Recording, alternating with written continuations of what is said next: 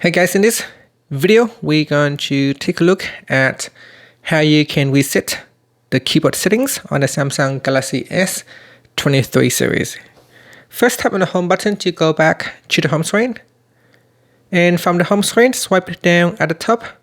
Then tap on the settings icon.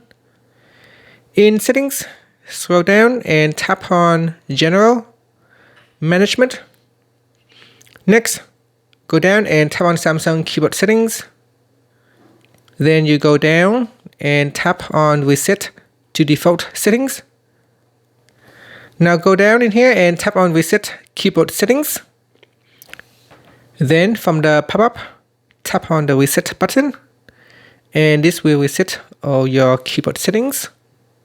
After that, you can go back and reconfigure any settings in here that you want to change to your Samsung keyboard. Finally, you can tap on the home button to go back to the home screen. Thank you for watching this video. Please subscribe to my channel for more videos.